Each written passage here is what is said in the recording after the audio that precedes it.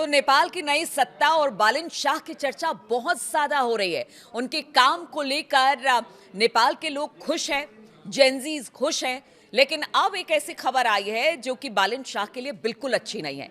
नमस्कार, मैं हूं नीलू। तो नेपाल की बालिन शाह सरकार ने भारत से 100 रुपए से ज्यादा का सामान खरीदने पर कस्टम ड्यूटी वसूलना शुरू कर दिया है और इसका सीधा सीधा असर अब आम लोगों पर, खास तौर पर जो दिहाड़ी मजदूर हैं, जो रोज कमाने खाने वाले हैं, उनके ऊपर बहुत ज्यादा पड़ रहा है।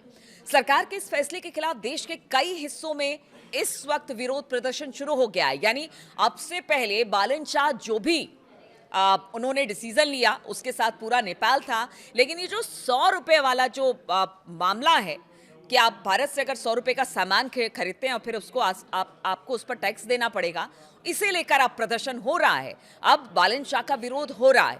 नेपाल और भारत के लोग बिना किसी वीजा पासपोर्ट के एक दूसरे के देश में आते जाते हैं, ये बहुत सालों से होता रहा है। लिहाजा इसका असर दोनों तरफ पड़ा है। सरहदी इलाकों में भारतीय कारोबारियों को बालिन शाह सरकार के इस फैसले से झटका लगा है। नेपाल में भारतीय सीमा के करीब रहने वाले लोग जो हैं वो रोजमर्रा की जरूरतों के सामान जैसे कि नमक हो गया, खाने पीने का सामान हो गया, तेल, दवा खरीदारी करते हैं। भारत आते जाते रहते हैं, यानी नेपाल बॉर्डर से भारत और भारत आते हैं और फिर भारत से नेपाल, मतलब सुबह और शाम का मामला होता है ऐसा। और कभी बहुत ज़्यादा यहाँ पर सख्ती नहीं दी गई पीछे कुछ वर्षों में। नेपाल में जो सामान भारतीय बाजार के मुकाबले महंगे होते हैं, इसलिए जो नेपाल के लोग हैं वो भारत आना ज़्यादा पसंद करते हैं ताकि वो यहाँ से आएँ, सामान ले और फिर नेपाल चले जाएं। उनको इससे थोड़ी सी राहत भी मिलती है। लेकिन सीमा के दोनों ओर रहने वाले परिवारों के बीच रिश्तेदारी भी है, सांस्कृतिक परंपराएं भी हैं, आर्थिक निर्भरता है और बिल्कुल एक जैसी है। यानी पुराने समय से ये कारोबार भी चल रहा है, नाते रिश्तेदारी भी चल रही है और किसी तरह की कोई रुकावट नहीं थी। लेकिन अब जो बालिन शाह का ये फैसला है उससे लोगों में जरूर गुस्सा है। कई लोगों के लिए सीमा पार करना उतना ही आम था जितना कि पास के किसी शहर में जाना आना, यानी आज से पहले। लेकिन नेपाल सरकार ने यहां से अपना खजाना भरने का फैसला किया और इसी के बाद ये मुसीबत शुरू हो गई नेपाल के लोगों के लिए और भारत के लिए भी। नेपाली कांग्रेस के सांसद डॉक्टर प्रकाश शरण महंत ने इसे कानून में पेश किया और 2023 में नेपाल सरकार ने 100 रुपए से ज्यादा के सामान पर कस्टम ड्यूटी लगाना शुरू किया था। यानी देखिए, ये 2023 की बात है। 2023 में नेपाल सरकार ने 100 रुपए से ज्यादा के सामान पर कस्टम ड्यूटी लगाना शुरू किया था। हालांकि ऐसा करना इतना पेचीदा था कि इसे लागू नहीं किया गया। यानी 2023 में से लागू नहीं किया गया, जो कि अब लागू किया गया है इसकी पेचीदगियों को देखकर।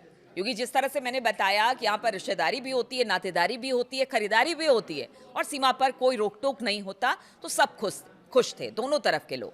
लेकिन 2023 में जो कानून बना था उसके मुताबिक सामान के हिसाब से ये टैक्स 5% से 80% तक होता था।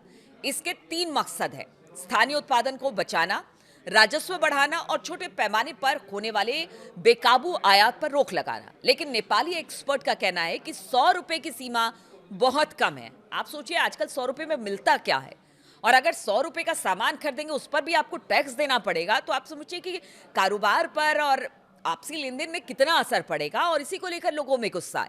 इसे बढ़ाकर कम से कम एक्सपर्ट का मानना है कि 1000 रुपया कर दीजिए, तब जाकर थोड़ी राहत मिलेगी।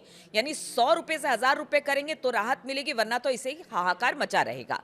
नेपाल सरकार अपने कुल राजस्व का लगभग 40% से 45% हिस्सा सिर्फ सीमा शुल्क और सीमा पर वसूले जाने वाले अन्य करों जैसे कि वैट हो गया, एक्साइज ड्यूटी, इन सब से हासिल करती है। इसमें से सबसे बड़ा हिस्सा जो है वो भारत नेपाल सीमा के नाकों और जैसे कि बीरगंज हो गया, भैरवा हो गया, विराटनगर हो गया, वहां से आता है। यानी कि जो बॉर्डर का एरिया है वहां से, क्योंकि सामान आदान प्रदान यहाँ पर ट्रकें आते जाती है, तो सबसे ज्यादा इन्हीं से टैक्स वसूला जाता है। सीधे तौर पर सीमा शुल्क की बात की जाए तो नेपाल की जीडीपी का लगभग 8 से 10% हिस्सा इससे कवर किया जाता है। हालांकि अगर हम अप्रत्यक्ष प्रभाव को देखें, जैसे कि सीमा पार व्यापार से चलने वाले उद्योग, परिवहन, लॉजिस्टिक्स, तो ये आंकड़ा और भी ज्यादा बढ़ जाता है। यानी राजस्व और बढ़ जाएगा अगर इन सबको भी जोड़ ले आप। नेपाल के कुल विदेशी व्यापार का 60% से ज्यादा हिस्सा भारत के साथ होता है, इसलिए सीमा पर टैक्स की किसी भी नीति का सीधा सीधा असर जो है वो नेपाल के सरकारी खजानों पर पड़ता है। पहले सीमा पर लोग बेरोक टोक सामान खरीद कर आते जाते, लेकिन अब ऐसा नहीं हो रहा है। अब नेपाल सीमा पर सख्त नियंत्रण किया गया है।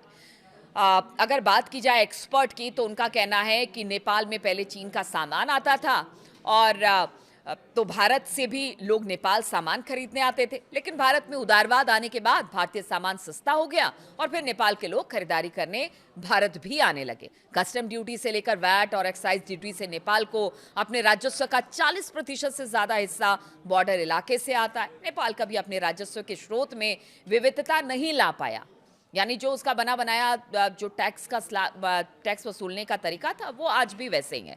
टूरिज्म में राजस्व 5% से भी कम है, इसलिए सरकार का पूरा ध्यान अब कस्टम ड्यूटी पर रहता है। जब भी राजस्व कम होता है तो सरकार सबसे पहले कस्टम ड्यूटी की तरफ देखती है और फिर वहीं से राजस्व हासिल करती है, यानी उसे बढ़ा देती है। बड़े कस्टम चौकियों से लेकर छोटे छोटे रास्तों तक नेपाल सीमा अब हर जगह का माहौल काफी बदल गया है, क्योंकि 100 रुपए पर आपको टैक्स देना होगा।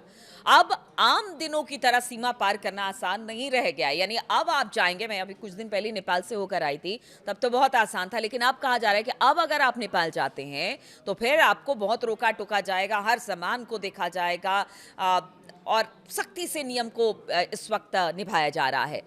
सख्त जांच पड़ताल हो रही है इस वक्त बॉर्डर पर। कस्टम विभाग के अधिकारी जो हैं वो पैदल चलने वालों से लेकर साइकिल सवार, छोटे व्यापारी थैलों की तलाशी लेते दिखाई दे रहे हैं। और इसके साथ ही सीमा सुरक्षा के लिए तैनात सशस्त्र पुलिस जो है वो एपीएफ, वो जवान लाउड स्पीकर पर ये घोषणा करते सुनाई दे रहे हैं कि 100 रुपए से ज्यादा कीमत का कोई भी सामान सीमा के अंदर लाने से पहले उसकी जानकारी आप जरूर दें, उसकी कीमत का आंकलन किया जाए और उस पर टैक्स चुकाना जरूरी होगा। इस तरह के अब बॉर्डर पर इतनी सख्ती हो गई है कि अब आपके झोले तक को नहीं छोड़ा जा रहा है, क्योंकि क्या पता उसमें 100 रुपए से ज्यादा का सामान हो। एक्सपर्ट बताते हैं कि बालन शाह सरकार के सख्ती भरे फैसले से नेपाल के जो गरीब लोग हैं काफी परेशान हो गए हैं। नेपाल में गरीबी और बढ़ेगी इससे। उन्होंने 100 रुपए की सीमा को 1000 रुपए करने की बात कही है, जिससे कि किसान खाद लाते हैं या फिर दूसरे सामान लाते हैं तो इससे सरकार को भी फायदा होगा। यानी खरीदारी ज्यादा करेंगे तो टैक्स भी तो देंगे, आप वो भी तो देखिए। 100 रुपए का सामान लेने कोई क्यों जाएगा टैक्स देकर? तो इससे इसीलिए एक्सपर्ट मानते हैं कि ऐसा ना किया जाए। 100 रुपए वाला जो एक सामान का जो रखा गया दायरा रखा गया उसे बढ़ाया जाए, 100 रुपए की जगह 1000 रुपए की जाए, जिससे कि सरकार को भी फायदा होगा। और इस नियम के लागू होने का असर तत्काल और साफ तौर पर जो मध्य प्रांत है उन 8 जिलों में दिखाई दिया जिसकी सीमा भारत के साथ खुली है और बहुत ज्यादा खुली हुई है। सीमा पर अब टकराव देखने को मिल रहा है, क्योंकि लोगों से जब 100 रुपए के सामान के लिए टैक्स मांगा जा रहा है तो वो सुरक्षा कर्मियों के साथ लड़ाई कर रहे हैं, झगड़ा कर रहे हैं और उनके साथ वाद विवाद हो रहा है। बार बार झगड़ों की शिकायत मिल रही है और ये ऐसी चीजें हैं जिन्हें कुछ समय पहले तक लोग अपने घरों के इस्तेमाल के लिए, यानी आटा से तेल चावल ये सारी चीजें बेरोक लेके जाते थे, जो लोगों को अब अच्छा नहीं लग रहा है कि उनसे ये टैक्स लिया जाएगा। अब देखना होगा कि जो 100 रुपए का स्लैब है क्या उसे बढ़ाया जाएगा बालन शाह की तरफ से, यानी नई सरकार की तरफ से।